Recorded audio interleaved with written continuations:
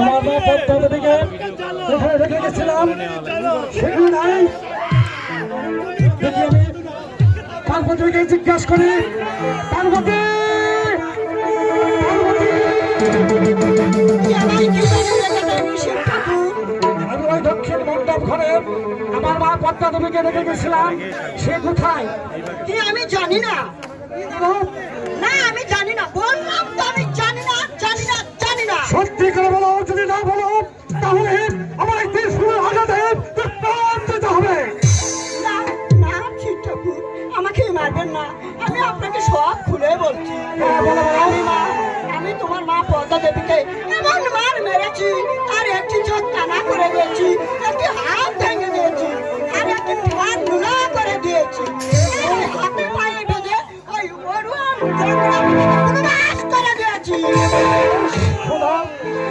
তুমি একই করেছ পার্বতী। তোমার যদি পৌরুষের সন্তান হতো তাহলে তার হাত ভেঙে পা ভেঙে চোখ বন্ধ করে দিয়ে তুমি নাকি হাত পা বেঁধে ওই বনে নির্বাসন দিতে পারতে।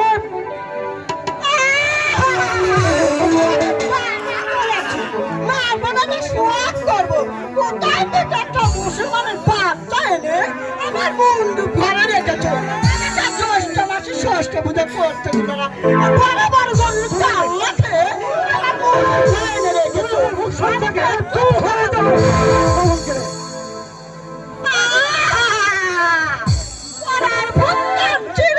আমার বুকে নাই এক ফুটা, আর পরের মেয়েকে বলতে আমার মেয়ে যত ঠাট্টা মেরে আমি তোমার কপালে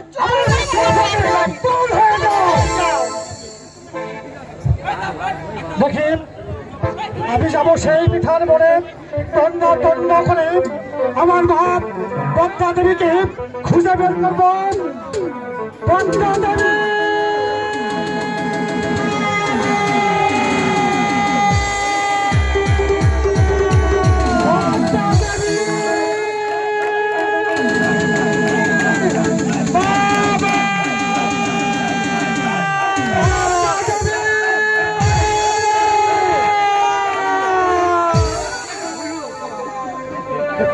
দেখি দেখি তোমার অবস্থা। মা পদ্মা দেবী আমাকে ওই পার্বতী মেরেছে বাবা, শুধুই মারলই, মারতে মারতে একটি চক্ষু করেছে কানা বাবা, আর এক হাত দিয়েছে ভেঙে, আর এক পা করেছে খোলা।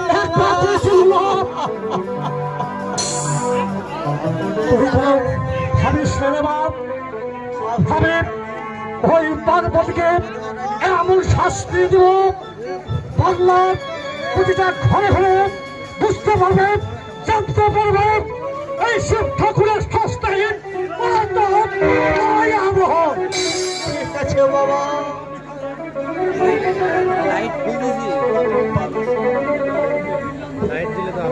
পার্বতী পার্বতী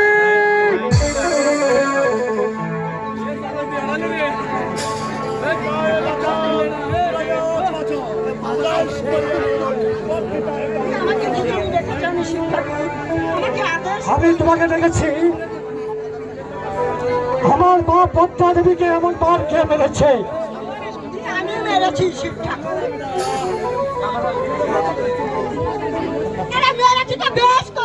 বেশ করেছি। দূর হয়ে যাও আমার মুখ সামনে থেকে। বাবা